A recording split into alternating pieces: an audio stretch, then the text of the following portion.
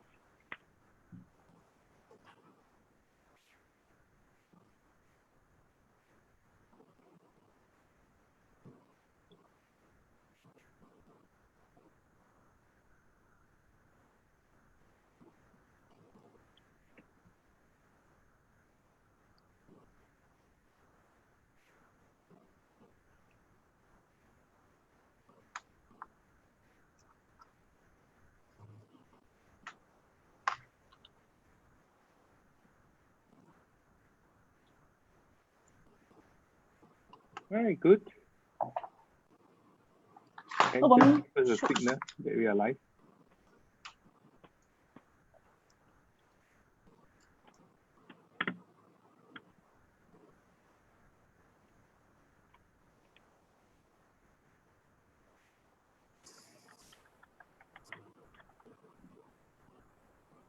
Normally live FB is a bit delayed, is it, compared to as we go along? I'm not sure. I think so from what we have gone through. Yeah, slightly. Yeah. Yeah, because I'm opening my Facebook in front of me now, so I can see. Oh. Then you're going to have a lot of dilemma afterwards. Why is that? Because you're going to see yourself and then you're No, because I have my questions on my screen. Yeah. Okay. Is it live already? Yeah, it's live already. Good.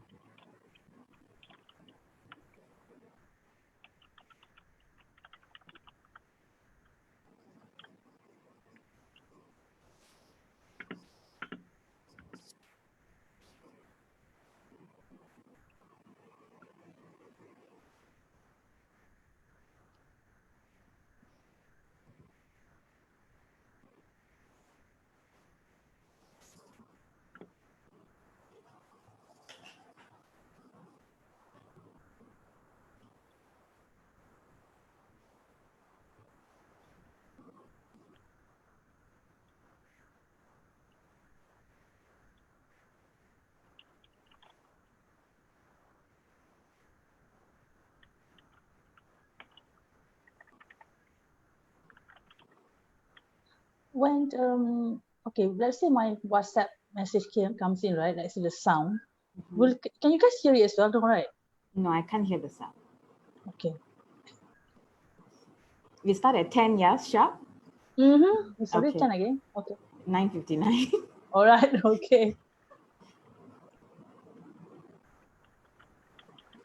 All right. Good morning, everybody. I'm Roshni, your live forum host for today and probably the next 2 weeks. So I'm very happy to be here. I'm from UCSI College, and okay, our live forum, we'll be having live forums from Mondays to Fridays, 10 a.m. to 11 a.m. with different topics, different speakers, same host. And okay, I really hope that everyone is doing well, having said with the situation that we have. And yeah, I hope everyone's doing well physically, emotionally, and mentally. Now, in conjunction to that, today's live forum, our topic would be about if you like to continue your tertiary studies abroad. And with joining in with us today, we have Ms. Ernie Chitra Dizurin, Manager of the International Collaboration Center. Good morning, Ernie. Hello. Hi, And morning. good morning. And Assistant Professor Dr. Chong Ai Lee, Vice President of the Academic Affairs from UCSI College. Good morning, Dr. Chong. Good morning. Good morning, Ernie. Good morning, Hello. Roshni, and Hi, everybody. hi. Good morning. I'd like to ask, so how are y'all doing? How are y'all coping with the MCO, COVID pandemic? How are y'all doing? I'm not too well, I would say, but it's like I'm not the working from home kind of person, obviously. But I'm coping, surviving so far. Yeah, I can relate to that because, you know, usually you'll be in the office doing stuff. Now I'm at home. Then I'm like, Exactly, okay. exactly. Yeah, I think it's the transition. How about you, Dr. Chong? I'm learning new things every day. It seems that, very well. especially But like they the say, new this is the technology. new normal. Yep, Yeah. this is going to be Yeah. our new normal. Yes. All right, then. Okay, we're going to have Ernie share some things with us, and we'll take it from there. We'll have questions, and yeah, I would really, really appreciate if y'all can like and share this video to anyone and everyone. You don't have a reason to watch it. It's for everyone. So please share this video, like our page, UCSI College, and please join in with us. Ernie? Okay, all right. So Take first of all, I would like to introduce the programs that we offer at UCSI College. So I'll show you some slides now. Okay. All right. Okay, let me see. Okay, can you guys see the slides? Yeah, I can. Yeah, it's loading, I think. Okay, all right.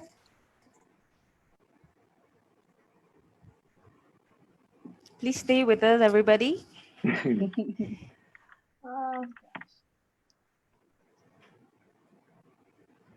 I think it's good for me to share the programs that we offer at UCSI College before we go on to the next ones, yeah? Yeah, sure. Yeah, okay. At the moment, we partner, okay, let me start with our UK partner universities, okay? Okay. So we actually offer a 3+0 program with Oxford Brookes University, one of the high-ranking university in the UK. All right. So basically the courses are accounting and finance and business and management. All right. And I also have University College Birmingham. Okay, the beauty part of this program is that this program is accredited by University of Birmingham, meaning the student will be studying at UCB, but the degree, the parchment itself, will be given by University of Birmingham. So we are looking at a 2+1 arrangement. So 2 years with us and 1 year in the UK with UCB. And the programs are digital marketing, business enterprise, marketing management, and early childhood studies. Okay. For early childhood studies is actually for our diploma program. So our diploma, and then they can enroll into the degree at UCB. The other partner that I would say that high ranking as well is University of Essex. So we have a 1+2 and 2+1 arrangement with them in business areas as well, as you can see on the slides. And with Northumbria University up north, Newcastle, we have 2+1 and 2+2 arrangement. Hold on. It's supposed to be only 2+1 actually.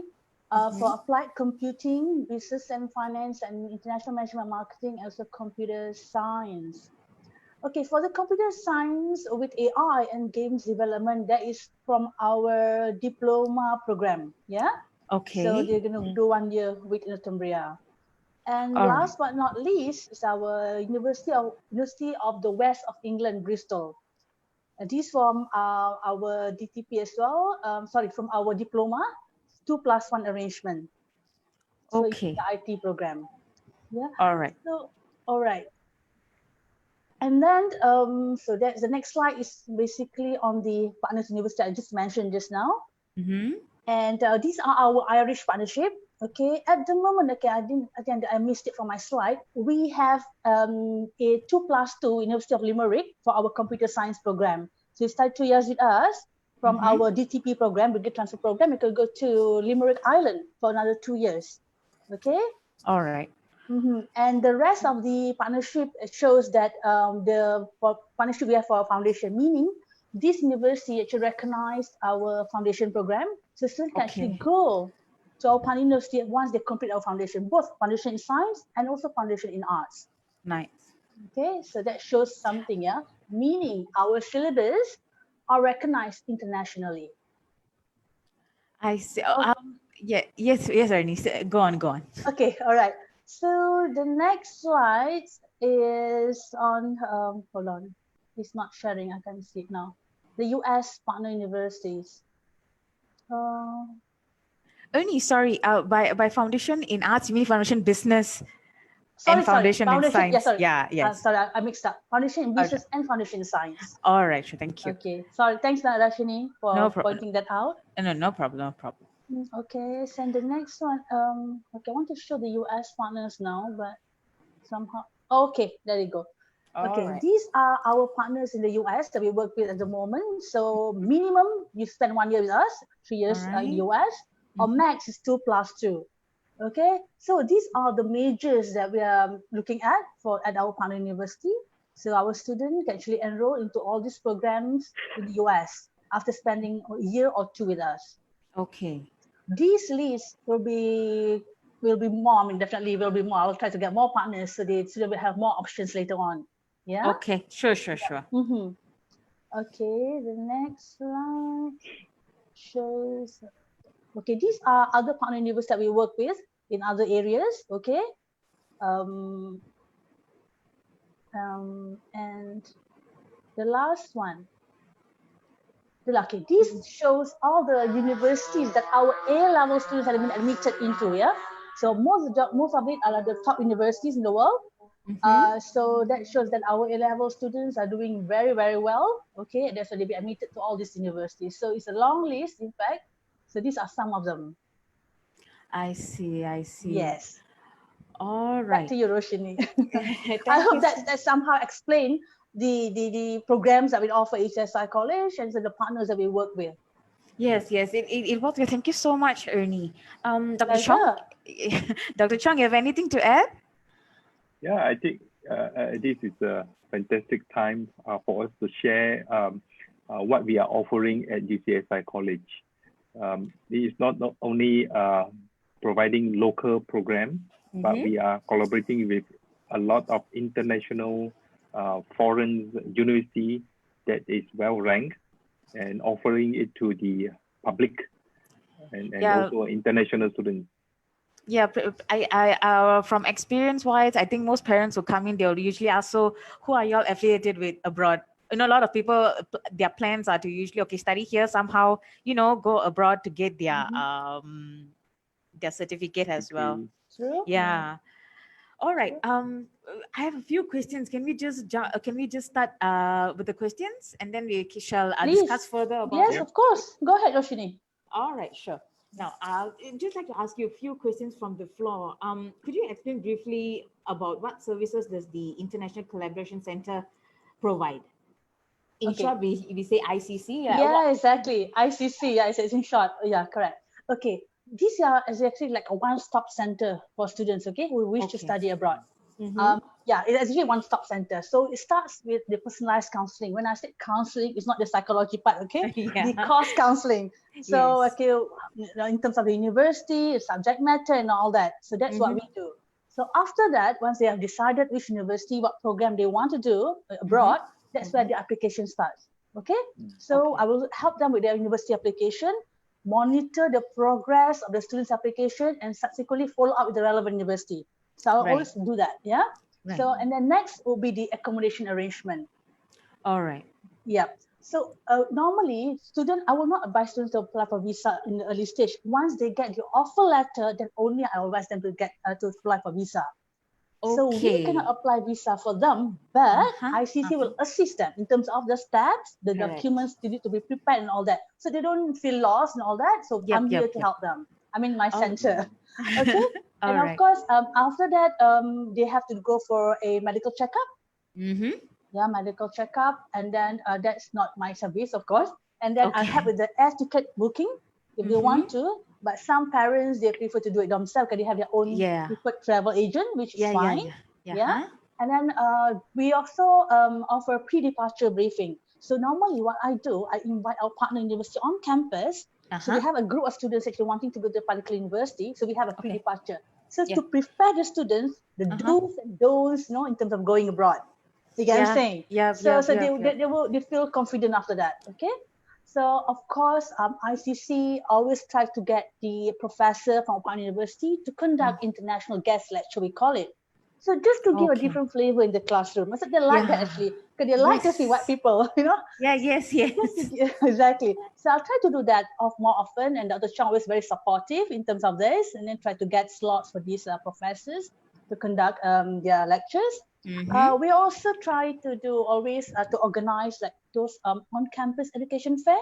Again, I would like I would invite our partner university on campus. So like a mini kind of education fair. They have their own booth, so that students can actually go straight to the university rep to talk to them, ask any question they want. Because sometimes they prefer to talk to the university directly compared to me in the office. Of course, I'll give that whatever advice they want to hear. But somehow rather they prefer to talk to university. Yeah, so understood. I'll try to do that as well. Okay, as we go along. And then usually the peak time when they visited is March. But unfortunately, we are under MCO. Too bad. I also arrange interview sessions. Sometimes, let's say we don't have the application fair. They come individually. So I'll try to arrange a booth as well for students to see them in my office, perhaps, to talk to the rep as well. So we try to have all these activities, to create our partnership, to create that we have this program for the students. I hope that helps though. Give you the idea of the services that we provide. It does. Thank you so much, Ernie. Pleasure. All right. Dr. Chong, you have anything to say? Yeah, I think education have a very broad give a very broad opportunity for us to serve so many people and with so many different pathway. Some wanted to go to UK, some wanted to go to US, some wanted to go to Australia, some want to remain in Malaysia to study. It depends on the courses that they want to study and what they have in their pathway. And we are here to provide that services. And we have that particular department been set up just to cater for this. So we welcome parents and students who inspired to study abroad and also take an opportunity to save a little bit of cost to capture the offer that we have at UCSI College, whether to study here 3 years, 2 years, 2+1, 3+0. So we are open up this conversation so that people can understand a little bit more. Yeah. All right, sure. Okay, a second question from the floor. I understand there are many countries in the world, such as the US, the UK, and Australia, among others. Which country do you think would be the best country to study in? Oh, wow. Dr. Chan, you want to start answering that question? The best country to study? Okay. It's a very difficult question, actually. it depends on what you want to do and True. which budget you have and what do you inspired to study, and based on experience, we can tell you the best that we know, but again, up to students, because some may have relatives at certain countries. Yes. And they would like to be there with their family members, and some may have different aspirations as to why they are there, and some want to do a postgraduate study. So it is very, very difficult questions for me to even answer broadly. I would like to add to that actually, because traditionally, if you look in the past, our government always sponsored our students to the US, to the UK, and only like later on to Australia. So traditionally, it's always to the UK and US. They say so, and then why students out for Australia? Because closer to home. That's about it. You see, that's the thing, the trend I've been seeing. You know. Also, sometimes it's because of currency as well. True, exactly. UK, the high currency, but that doesn't stop people from going actually. True. Yeah, exactly. Surprisingly, I would say that now UK will be much cheaper compared to Australia. Maybe we might touch on that later on. I think I'm sure there's a question on costs later on. yeah, sure. I'd just like to ask, Ernie or Dr. Chong, have y'all any of y'all studied abroad? No, I'm a local grad. Me too. How about Dr. Chong? Okay, I studied in Australia. There's some time back, you know. Share with us your experience studying in Australia itself, Doctor. Well, I think the first experience that I have is that when I go to that country, it opened up my horizon as to the different culture, different kind of people, and in the campus, they are so international that they have variety of nationalities, so we are here as a Malaysian. We have to behave ourselves as a Malaysian. People look at us differently because you're from Malaysia, and if we don't react in a way that people will remember our country or myself, we are not doing some justice there. But anyway, the experience there is fantastic. As far as social is concerned, first thing is I think it's English. we are so used to learning in our own language, but suddenly everything have to be in English. So there is one challenge. Most of the students, even until today, as they approach us and we want to go overseas, this is always one of the key challenges. Okay. And of course, when you go overseas, like my own experience, the services from the local education provider is so important, because you are point blank which airplane to take, who is going to contact you over there, is so important. So that's why I appreciate what Ernie is doing. It really comes to what I really feel, because connectivity, I always talk to Ernie about the connectivity, because it's my personal experience. You are lost.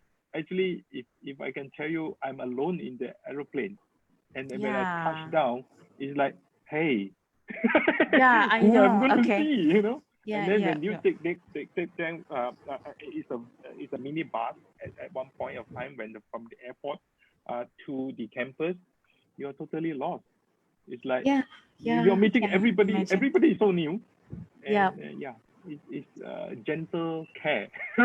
Gentle care. Yep. All right. Thank you, Dr. Chong.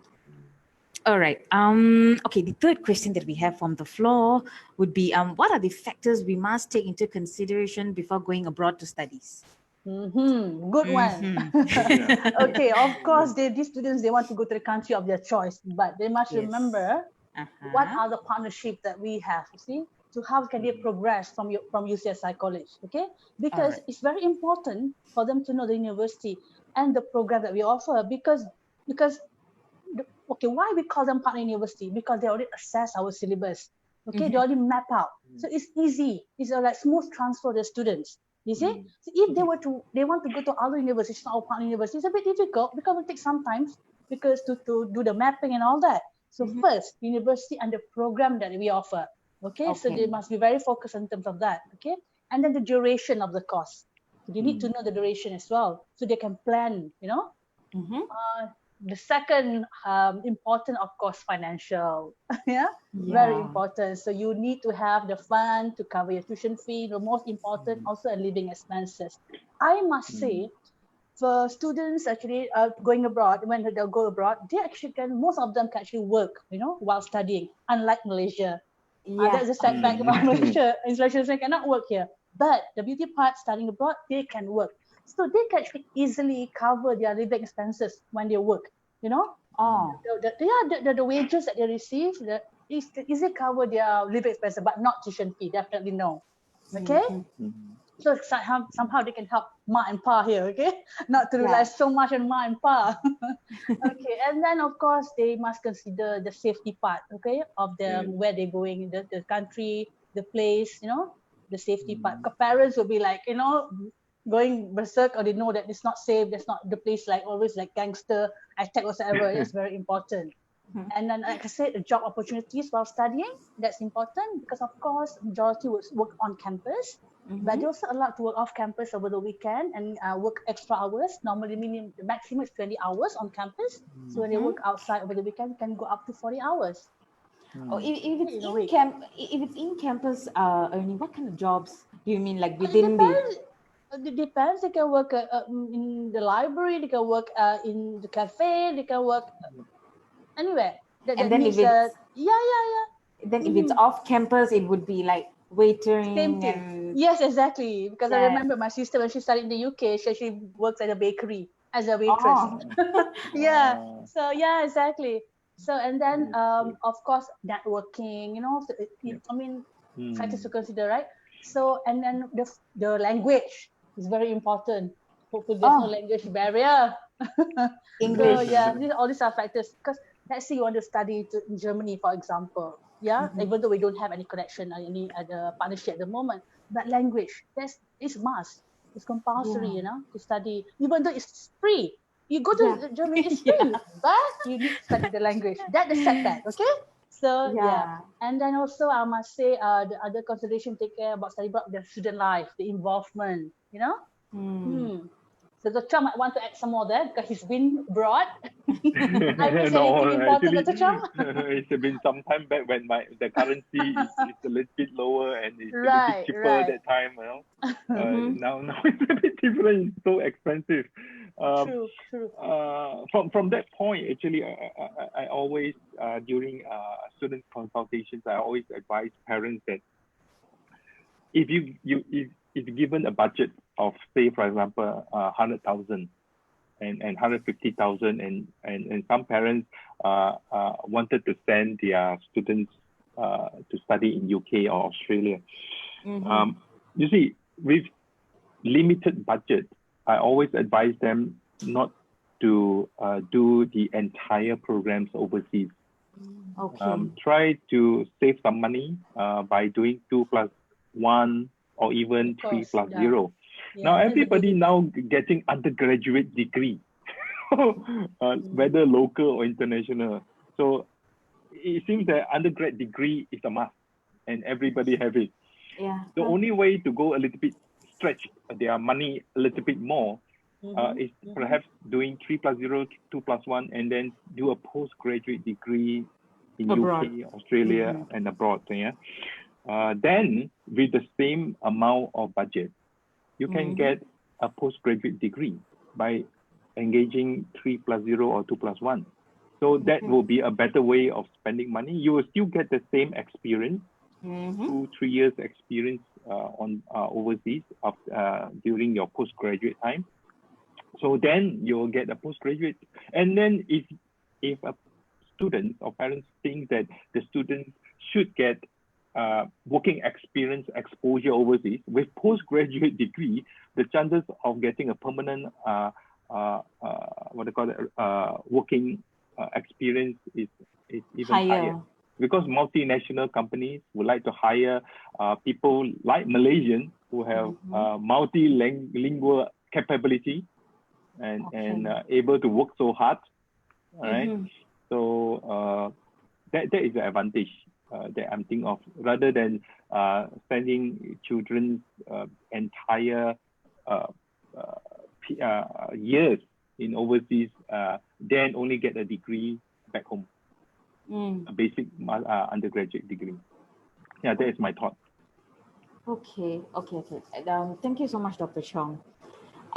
Anything else to add in? I go to the next. Yeah, go ahead, please. Okay. All right. Now, okay. The next question would be based on your experience. Why would students actually want to go abroad? Because I have students coming to me like they straight away, Miss, how do I go abroad from here? How do I go abroad from here? Why do you think that is the I don't know, it's sort of a norm? Can I say that? All right. Yeah. Okay, you know what? If given the opportunity, majority of us would definitely want to go abroad. Okay, definitely. Sure. But of course, those can afford it. The one that can actually go. But majority that I counsel, right, in terms of studying abroad, they just want an international degree. They just to look good on their CV, and then the employers might find it attractive, so might give them an opportunity. You know, just to look good on your CV that you're international graduate. You know, compared to local grad. I think that is the first one. And then of course they want to see the world. Okay, they want to see the world, get experience and all that. You know, we're talking about this global experience, global citizen. So I mean, that's how we go, you know, which is important. And then somehow or other, that's where they gain their independence, you know, away from their parents. So they develop, as a person, personally, they become, you know, develop, like I said. And then they become more open-minded, you know, about life in general. And then of course they can travel. You know, once you are there, it's easier for you to travel over the world, you know. And then of course to embrace new culture, you know, firsthand, because you are there, you see. So these are some of the, you know, the reason why they want. But of course there are a few ones that actually have the intention to migrate. That's the reason. Some of them, yes, I came across because they want to ask me, Miss, can I migrate or not? How do I do that? There you go. Your intention now, why? So I came across that sometimes. Oh, all right. Okay, Dr. Chong, anything to add? Yeah, I just want to add something about the 3+0 and 2+1. Oh, sure, Doctor. Go on. As far as the syllabus is concerned, you see, for example, 3+0, the syllabus that the students are studying at UCSI College is identical to what has been implemented in the UK, for example. That kind of experience, the academic experience, is brought to Malaysia. And our lecturers are trained by them. Okay, so in the equation, the only thing that maybe is missing is what Ernie says, the experience. Now, how to create that environment? I can't create winter here. So you have to be there. That's why the 2+1 is important, that 1 year experience. And for those who study 3+0, I always tell them the 1 year go and do a master degree, or we have going to have a short break over there just to experience a little bit of differences. But I will still encourage them to go for a postgraduate to have their social experiences in overseas. That is so important. But academic quality, it will still remain the same. That is the most essential part of that 2+1, 3+0. So we don't compromise on that. Okay, the only thing missing in the equation is the winter. The winter, the spring, that you have to experience it through your personal traveling, physical traveling there. Okay. Right. Thank you so much. I'll go on with the next question then. Okay. Based on experience, right? Can probably we start with Ernie first. Could you share with us some of these challenges that students would be facing studying abroad, and how students can or may overcome them? Okay. First of all, culture shock. Okay, new culture altogether. Oh, really? Okay. Yes, It's yeah, culture of shock. course. It could be challenging for them, because a new Yep, whole yep. perspective, understanding other people's points of view, and then how exactly. So how you become culture shock? So you have to be open-minded. That's one thing. You have to be open-minded. You have to like what do you call it? Because you are living in the different place, okay? So Yes. that's where you can gain additional knowledge, and to see differently about their custom traditions, and then allow yourself to understand that part, So that will ease a bit, the culture shock part. So and then language, definitely language barrier. Okay, some foreign language could be, but now we're talking about English, so it's spoken all worldwide. So that could be, I mean, Probably, I'm not sure. majority that Sorry, actually Eddie. goes abroad, Yeah. they have that to meet the English requirement. So that's Yeah. important. So that part could be not so bad, yeah. And then how they overcome the language barrier, I would say they must be patient and do not afraid to ask. If they don't understand ever in class, ask, ask. Don't be shy, because Asian, Malaysia especially, they don't ask questions. Okay, they just sit quiet in the class, and they'll come and see you at the end of the session to ask questions. That's normal. Okay. And then Yeah. another barrier is the financial aspect, of course. University expenses could be overwhelming. To some, they could struggle their finance in terms of textbook, accommodation, to the technology, and then socializing. So how they can overcome this part-time job? Yeah, that's where they can do their part-time job, and then so those the extra money, they can cover the expenses. Um, and then homesick. That's another one. This Toughest one. homesick. Yeah, right? So it's normal for them to experience homesick. The first few weeks, some could drag to months, though. So it depends, how close you are with your mom and dad. But like I said, how you deal with homesickness, like try to keep yourself busy with something, make new friends, explore the surroundings, do volunteer work, keep a positive attitude, and then yeah, I would say that's how to deal with it, homesickness. Another thing, time management. This is another one. So due to the commitment, the everyday commitment, for as international students, they could struggle though with their timing, because one thing you must understand, in Malaysia, we spoon feed everything. So that sure will provide everything to them. So now they have plenty of time to do whatever. But abroad, I think they had to manage their time properly, because they have to do extra things. The professor could buy everything on classroom lecture, but you have to do all the extra stuff yourself. So yeah, so in general, require a lot of intensive work, I must say. So how you manage that time? How you do this? So avoid spending time on social media. That's the first one. Okay, no social media. I mean, not too much. You can, of course, social media, but not too much. So keep your priority list. Priority list, and get yourself organized. And that's how you can manage your time productively. So yeah, and do something fun and relaxing. Okay, yeah. Okay. So yeah. Yeah, I don't know. Is that okay, Chong? You have anything else to add? I start to suspect Ernie, whether he has studied overseas. I think you know so much. No. Basically, You know why? Because those students actually left and came back and come and see me. That's a beauty of what, they come back and share the experience with me. So that's how I found out. You see? So yeah. So you have an experienced counselor here and advisor here. You whatever you just said, actually it's so relevant. Even my time, homesick is one. Yeah, it's so relevant, because during my time, you see, telephone call is so expensive. Every time we pick up a call, I remember putting the coins in.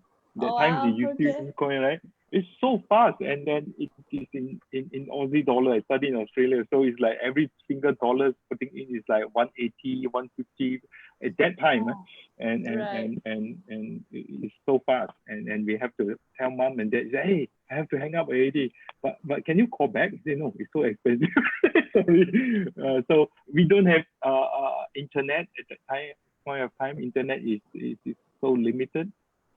So yes, it's different as far as culture shock is concerned. As I mentioned, the management between departure and on the ground at the different foreign country need a very delicate management from the service provider, like our college, so that the students don't arrive and started to think the next step, I want to come back. I have friends who study in Australia and cry and want to come back. And this is just because of cultural shock, really a cultural shock, and cannot concentrate in study and not doing well academically over there. So that needs a lot of support. Sure. And the support that we have at that point of time, you just imagine going to a place that only a few Malaysians, for example, the one of the UCSI I studied there, only handful of less than 10 Malaysians, and that the person is a lady, so we can't help much. And then over there, only 2 female, both of them talking to each other, but end up that person decided want to go home. You see, that is after a month, all right? And it's a big cultural shock. One is food, one is homesick, all right? And then next is the inconveniences, because when you study overseas, those students come to Malaysia, it's the same as well. They stay in the hostel. They don't know how to get around. At my time, we don't have Grab, and taxi is so difficult. We have to take bus. You have to understand the sequence of the buses, and then you have to start speaking in English, or else people will be thinking that why so weird. These guys can't even speak English well, and there are so many things. And we Malaysians, Asian especially, feel a little bit shy sometimes to talk to each other. I mean to the foreigner, all right? So we keep it to ourselves. Yeah, so there is a lot of challenges. But it's a good experience. You'll get over with it. I would say that 80% of people will get over. About 20% will be struggling. So the female friend that I mentioned, eventually went back to Malaysia for a few months, and then she returned again. And then she managed to cope with it after that. But it wasted 1 semester. I see. That is what my personal experience as far as. That's why when Ernest share, it's like, wow, what you say is so correct. So true. I suspect. I think you studied there before. Okay. Your experience is overwhelmed actually. Oh. Yeah. Sure. Yeah. True. All right. Before we go on now, to all of those who are viewing us right now, please send in your questions at the comment section. We will ask them to both our speakers. Yeah, please do. Yes. Yes, please send in. Please like and share this video to all those who would like to join in, and also like our page, UCSI College. All right. Now, moving on. Ernie, I'd like to ask you something. Let's say if I were to actually study abroad after completing, correct? Would I be able to get a job overseas after graduating? Okay. All right. Majority of students would definitely want to do that. They want to get experience to work abroad, yeah? But our country has such a rule. For example, in the UK, you cannot stay and work unless you are a postgraduate student, but you have to be there for minimum 2 years to stay on and work after that. Provided also there's a company to hire you. Okay, that's important. So for undergraduate at the moment, you have to come back immediately. They won't actually extend your visa. But postgraduate, they can stay on and work in the UK. But in Australia, you can work let's say you stay, Dr. Chong will, I know how to answer this because he's been there. So you can, once you graduate, you can actually stay on for a year. Am I right, Dr. Chong?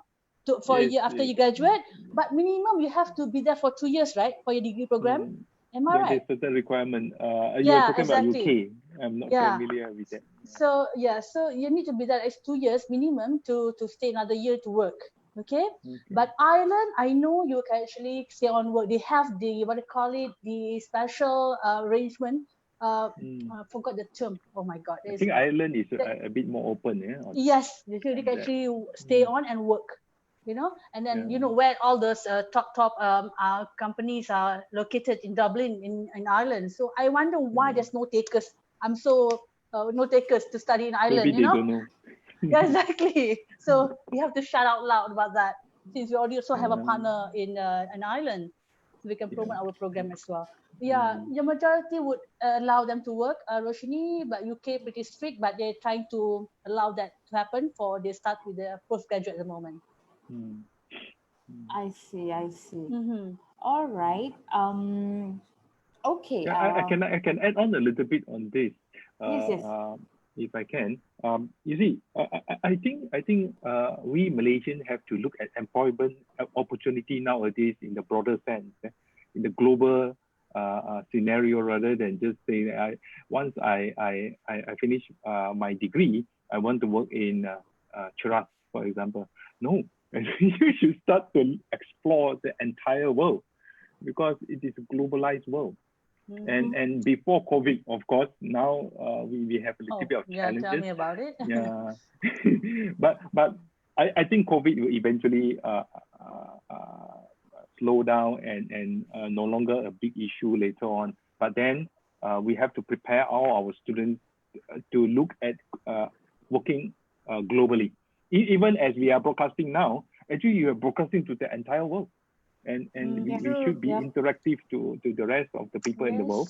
So for students that plan a little bit earlier, this 2+1, 3+0 program is really catering for the global mindset, where a person is trained in syllabus in Malaysia and also syllabus overseas, and also get a little bit of experience overseas, and open up, first thing, their degree to the entire world. Now we're gonna earn a degree that recognized throughout the world. That is so important nowadays, right? So all the degrees that we are offering now are recognized all over the world. You can check and we can go places. That is so important nowadays. Yes, exactly what the audience is asking. Can I work overseas? But I will take a broader concept, broader way. Can or cannot work overseas depends on that person, whether you want to work overseas or not. Are you prepared from day one? Wanted to work in a foreign country doesn't mean like tomorrow I want to work, let's go. Yeah, there's so it much requires more a to it. little bit of years of planning. Yeah, even psychologically, physically, and family. It needs some preparation. Yeah. Yeah. Okay, thank you. To our live, to our audiences, please send in questions. We'll get it going. We'll ask all our speakers. All right, and please share and like this video and share our UCSI College page as well. Yeah, stay with us.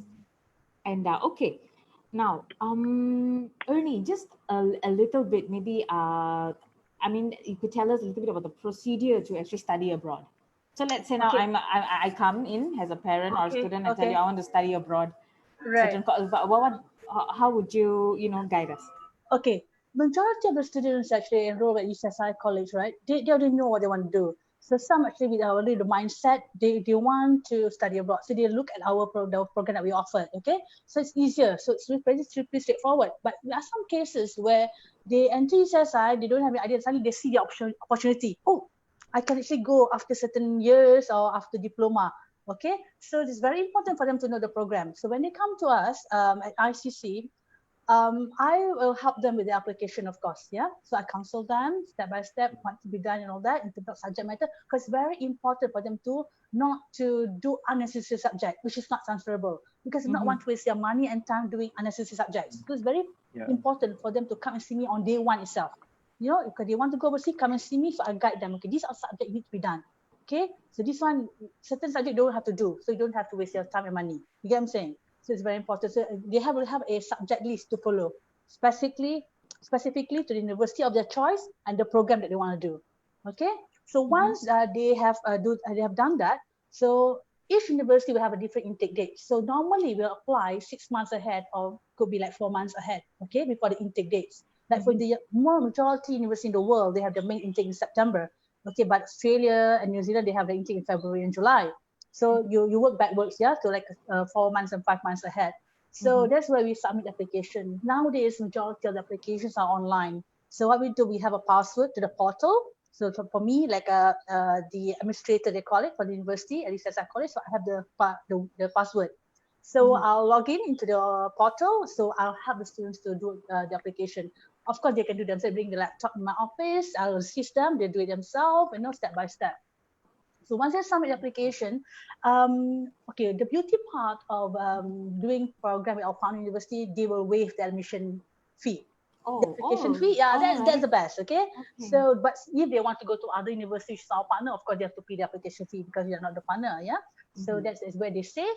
And then we submit application online, and then once then we receive application offer, conditional. It could be conditional, it could be unconditional. Unconditional means they tick all the requirement needed.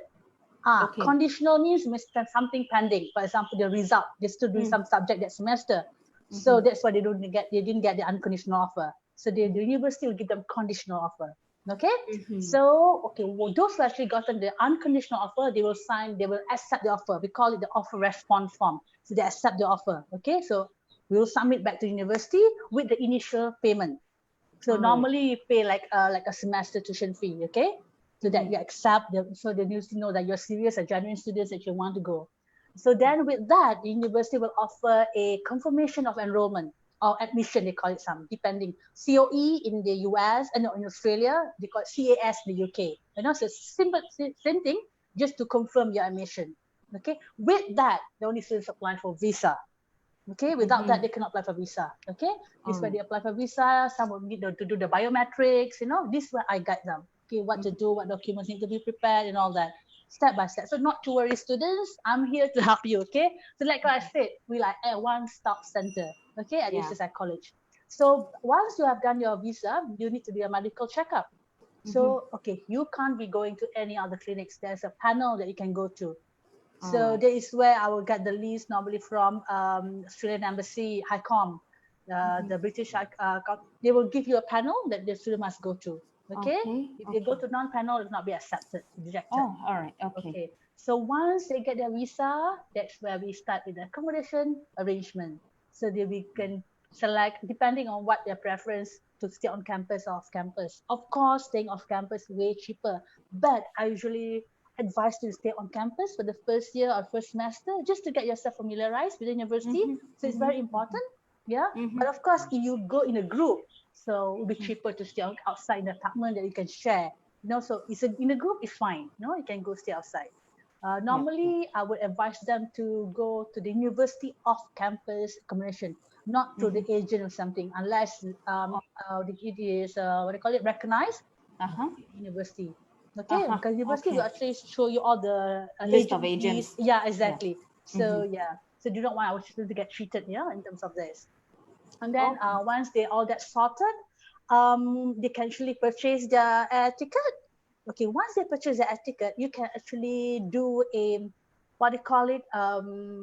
pickup service, where we arrange a university to arrange pickup from the airport.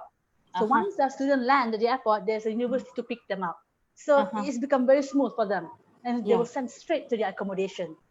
Okay. So we call it a pickup service. It's actually, I think it's online. It's on a university website, but I will assist them so they know. Okay. And then before they go, like I said earlier, we organize the departure briefing. So like I said just now earlier, to prepare them before they go, the do's and don'ts and all that. So during this time, we actually encourage parents to join as well. So parents will know, because they are the one who ask questions, okay? Yeah. So that's about it, pretty much, Roshini. All right. The steps, Yeah, the procedure. All right. Thank you so much, Ernie. Guys, if y'all have questions, you can start putting it in the comment section. Please Yeah, do. yeah. I'm here Please, to please. answer. We are here today. Yes, to help you and to guide you. So please, get some questions in. Yeah, and okay. Ernie and Dr. Chong. Okay, maybe Ernie will be able to answer this. Can students apply scholarship abroad though? Of course, see my answer is very simple. Of course, majority and most of these university they have scholarship for international student. And then another thing I want to touch here, partner university. So mostly our partner university they have like a guaranteed scholarship, yeah. Which Oh, sometimes it's not okay. much, about 1,000 pound, but it's still it's a lot for as a student. You see. So yeah, so scholarships available. Some university you can only apply scholarship once you get an offer. Once you get an offer, that's where you can apply for scholarship. But some university you can apply concurrently to the application. You see, Okay. so it depends. So that's where I will advise students accordingly, And then bear in mind, these scholarships are not the same every year. They change. Some are university-wide scholarship, some are faculty-based scholarship. So it depends. So there's a lot of scholarship, especially when you look in the US. They are very generous with the scholarship in the US. So yeah, so this where normally I will advise students in terms of financial and all that. Yeah. But okay, there's no guarantee, of course. There's no guarantee. So yeah. But majority, the requirement will be based on merit, definitely merits. Okay, you have to get good results and all that, normally. Especially those are looking for presidential award or scholarship, the vice president award or scholarship, those top scholarships. So definitely they look at merits. Yeah. Okay, thank you, Annie. Thank you so much. Welcome. Okay. Now, if let's say a student, like you said, most students go there alone. Some of them don't have their family, right? Now, if they were to face challenges being alone, what should they do? Who should they look for? Based on experience, what you wanted to do that? Yeah. Well, yeah, you can continue. Because most university, like even us, UCSI college, we have a student center. We have a abroad. They call it specific international student center, okay, or services. So this is where they actually help and guide international students, so they won't feel lost. So don't worry about that. There are department or unit or center to assist international students when they are in university. Yeah, they are professionals. They know what they're doing. They know how to guide you step by step and all that. So not to worry, students. Not to worry. All right. Guys, y'all have questions, please bring it in. We'll ask the speakers. Yeah, please stay with us. Ask us whatever you want. We'll be here to guide you. Okay. Dr. Chong, you have anything else to add in? No, I think Ernie have answered most of the questions. So call Ernie if you need more information. Apply the scholarship. Get to know more about the program. Email to our council and call Ernie, and we are here to help. I'm glad to help. Yeah, definitely. Yeah, so that we can get more students to experience what we are providing to them. A lot of people don't know that a local college like us are actually working with partnership with foreign universities. Exactly. Yep, you're right. And even the foreign scholarship, right, for those who need a little bit of mileage as far as scholarship is concerned. Yeah, go ahead and talk to us, Ernie and Roshini. Right. Sure. About that, Dr. Chong, how about students? We have this common question. What about PR? Can they apply for permanent PR? residence? Yeah. I don't want to answer that. Let Dr. Chong answer that. Because you know why? Me. Because when students come and see me in my office, they ask for PR. I said, no, don't even think about it. You know why? Because the moment the visa officer sense that you actually plan to migrate, or they will not issue visa for you. Forget it. But why would the reason be though, Ernie?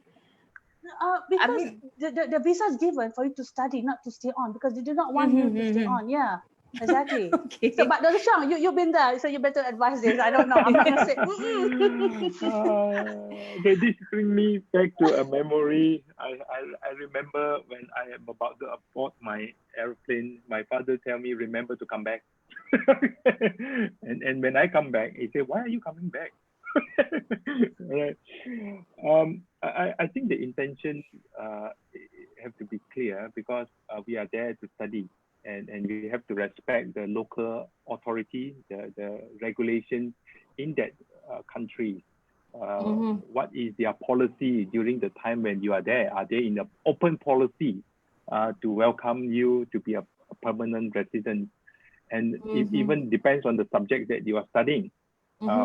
In Australia, for example, there's high demand at one time for accountancy study, and they need fresh blood to be there to help their employability. But then you have to get your permanent job first, and there's a lot of requirement as well. Okay, and people think that the pasture is greener at the other side of the world, but not necessary. You see how we in Malaysia fight COVID-19. And you will be thinking that, well, think twice a little bit. It's an open market, it's a global market now. Everybody can go places. I won't stop our friends and our students from going overseas to study. It's a good experience. But a lot of people, like myself, will end up finding Malaysia is the best place to stay on. Wow. Okay. All right, guys, if y'all have questions, please send it in. It's going to be 11. Let's send in as much questions as we can ask speakers. And okay, one last question from my side would be, okay, I mean, probably Ernie, she can help us with this. When do I need to decide on the university that I like to join? Okay. Like I said, I already touched this earlier, so day one itself. When you join, I'm talking specifically on UCSI College here. The first day you join UCSI College, you know, if you want to study abroad, that the day you have to come and see me, so I can guide you accordingly. Yeah. So yeah, it's very important from day one. But of course, after, let's say you study for a semester or a year, you're still okay, depending on the program. Let's say 2+1 is still fine because only 1 year with us. So yeah, but those are not sure, I think it's better for them to come and see me from the first day, so I can guide them accordingly. If so they won't go off track. Yeah, if let's say they are not sure though, what is the minimum? Yeah, you know, I get that all the time, because when they come and join us, they don't have the fund, for example. And later on they come, Miss, my parents said that they have some money for me to study abroad. I get that, all the time. Said, okay, what are the options now? So I'm doing this program. So where can I go? What are the other options? So I will advise accordingly when time comes. Advise accordingly. Yeah. So I get that all the time. Yeah. Suddenly, but there are cases that the other way around, because suddenly they can't go because financial issue as well. So yeah, it happens in both ways. Yeah. Okay, Dr. Chan, anything to add? Yeah, I think the education system in the college is so flexible nowadays. Maybe I touch about the why college is being set up, because the local authorities or the Malaysian authorities that all the universities have to offer homegrown degree, and only colleges in Malaysia can work in partnership with foreign degree and offer 2+0, 3+0 program. And that is where UCSI Group takes this opportunity to extend our service and form UCSI College, so that we can then offer a foreign degree in Malaysia at our college, and it reduce the cost substantially for the parents who want to their students to experience foreign degree. So it's very, very important that students and the parents take the advantage of our current government policy to allow foreign degree to be offered in Malaysia. Yeah. Okay. Anything to add, Ernie? No, I'm fine. I think we pretty much covered everything. But okay, one more thing I need to add. I also get this from the students. They sometimes get what if some of them question me, what if this my degree is not recognized by Malaysian authority, for example, Yes, because we have MQA, that actually have accreditation, whatever not. But as long as the thing, okay, if you are planning to work with the government, for example, so it's very important for you to go and study with the recognized university, which is listed in MQA website, the recognized university. Okay, so that's where there's no issue for you to work with the government. But let's say you earn university, it's not fake. Your degree is not fake. Okay, this is not recognized as in our government do not recognize it as in because it's not in their list. So, but that doesn't mean you cannot work. You can also work in what do you call it, in what's the word? In the Actually, other, I mean, not non-government companies. yeah. Can you just add here, because I get that sometimes. Yeah. Because, please, is this recognized? Because this kind of thing. Interesting. Actually, I have a different perspective when I come to these recognitions. I can put this in two areas. First, actually, the degree that we earn, not only to be recognized by the government, it is important, but I always look at the foreign degree to be recognized in the entire world. I remember when I studied my foreign degree, my foreign degree, it is not listed in JPA, all right? It's not listed in JPA. But then the rest of the world recognize that degree. Exactly. That's my I can work anywhere in the world except the government. Thinking of like, okay, how many jobs in our government? But how many jobs is the rest of the world? Right? So I just, okay, I care less. I just continue. So a lot of foreign degrees, like what we are collaborating with, is recognized throughout the whole world, and they are in the QS high ranking. And why is it not in JPA? Because maybe that particular person haven't applied into JPA, hence JPA has not recognized that and it's not in the web. So as what Ernie says, unless you want to work with the government, exactly. You have to be a little bit cautious about that. But I believe the rest of the world will still accept you. And as far as government is concerned, actually a degree, you just need to get it to the JPA and they will recognize it eventually. This is my view and my own personal experience. Right. Yes, back to you. All right. Okay. 11:01. You see, Ernie. Yes. Done well. Yes. Thank you, Dr. Chong. All right. Guys, if you still have, going to do a short wrap up, and if there's anyone who want to any questions, you may actually let me know. Okay. Now, guys, okay, if you can see at this screen here, we are going to have a series of live forum, and tomorrow, 28 April, 10 o'clock to 11 o'clock, same time, we are going to, our topic will be on early childhood education, leading education for tomorrow's leaders. So to those who are actually interested in early childhood studies, about, small children and everything, you can join in us today and also share it with everyone, spread this word around, share it with everyone you know and anyone. And we'll see you tomorrow again at the same time. I hope everyone has a good day.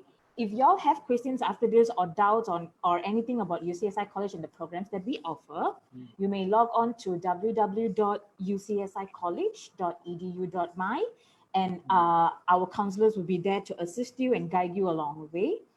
And thank you everyone for joining us today. I hope to see more of y'all tomorrow, and have a good day. Thank you so much, Ernie. Thank you so much, Dr. Roshini. Thank you, Dr. Chong.